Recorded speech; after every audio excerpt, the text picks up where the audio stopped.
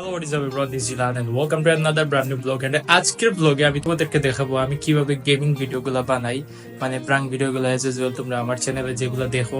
তো right now সকালে আমি ঘুম থেকে উঠছি এন্ড আসলে সকালে ঘুম থেকে ওঠার পর ফার্স্ট আমি রিগ্রেটই করি। ভাই রিগ্রেট করবো তো কি করবো, তোমরা আগে টাইমটা দেখো, আমি তোমাদেরকে টাইম দেখাই, দেন বললো মানুষ এই টাইমে যদি ঘুম থেকে উঠে রিগ্রেট করবে নাকি খুশি হবে। এজ ইউ ক্যান সি এইখানে 3:10 বাজে অলরেডি ভাই।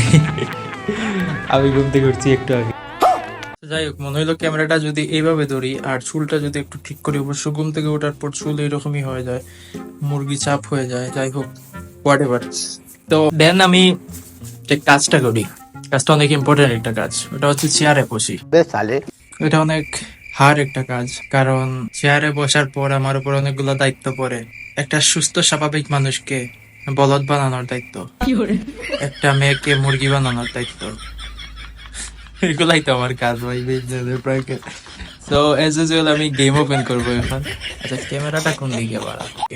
এই দেখো গেম ওপেন হচ্ছে। তো আমি এমএসআই প্লেয়ারে গেম খেলি, মেনলি আমি এমএসআই প্লেয়ার এটা ইউজ করার কারণ হচ্ছে এমএসআই আমার কাছে ভালো লাগে ব্লু স্টেকের থেকে। মনে হয় যে এমএসআই খেললে এমনি তো বট ভাই, হেডশট পেডশট কিছু লাগে না, এমএসআই খেললে মনে হয় যে একটু হেড ব্যাট কিছু একটু লাগে আর কি। আচ্ছা, আমার ক্যামেরাটা বারবার শেক হচ্ছে কারণ আমি উইদাউট কি বলে এটা ট্রাইপড ছাড়া আর কি রেকর্ড করতেছি, এই জন্য হাত কাঁপতেছে। আচ্ছা ধরো, হাত কাঁপাকাঁপি এখন শেষ হয়ে যাবে আই হোপ এখন। আর আমার ভাই সেট আপে দেখার কিছু নাই, গরিবের সেট আপ তোমাদের যে দেখাবো ওইরকম কিছু নাই আসলে, ওইরকম সেট আপ বেট আপ করা হয় নাই কারণ কিছু সমস্যা আছে এই জন্য। ওকে, তো আমার গেম এখানে ওপেন হয়ে গেছে। যদি ফিউচারে বানাই কখনো সেট আপ তখন দেখবা ইনশাল্লাহ, কারণ চ্যানেলেই তো নাই ভাই, বড় চ্যানেলেই ডিলিট করে দিল ইউটিউব উইদাউট রিজন। ভাবছিলাম যে 1 মিলিয়ন যখন হবে তখন একটা বড় সেট আপ বানাবো, সুন্দর করে গেমিং সেট আপ। 5 লাখ হইতে না হইতে ইউটিউব ডিলিট করে দিল, তাও কোনো দোষ ছাড়া। এই দুঃখকে আর বানাই নাই সেট আপ। তো এইখানে আমি গেমে আসছি নাও, আমাদের মেইন কাজ আমরা পিসি স্ক্রিনে চলে আসছি এন্ড আমরা এখন ফ্রি ফায়ারের ভিডিও বানাবো। বাট দুঃখের কাহিনী হচ্ছে আমি রাত্রে ভিডিও বানাই রাইখা দেই। আমি ভিডিও স্টার্টিং এ বলছিলাম আমি ঘুম থেকে উঠতে উঠতে অনেক লেট হয়ে যায়, 1টা 1:30 2টা 3টা এরকম বাজে অনেক সময়।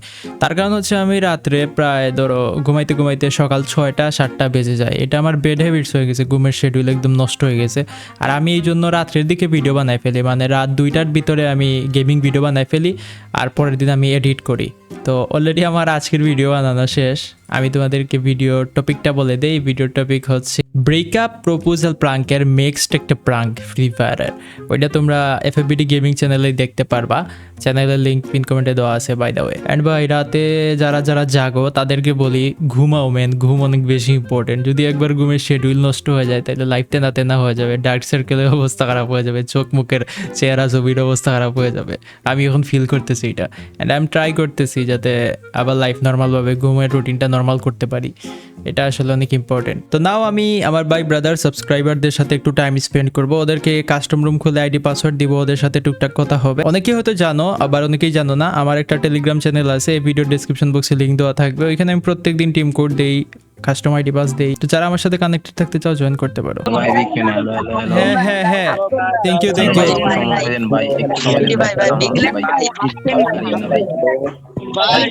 You thank you thank you guys guys. Okay, এখন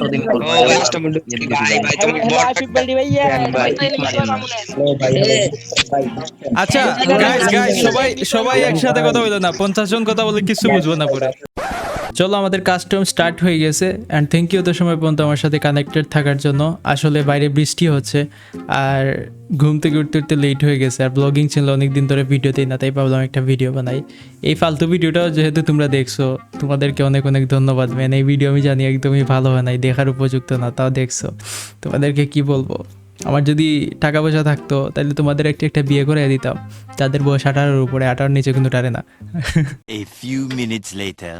तेरा यकीन क्यों मैंने किया नहीं, तुझसे रहा क्यों जुदा, तुझ पे ये जिंदगी करती रही सितम, तूने ही दी है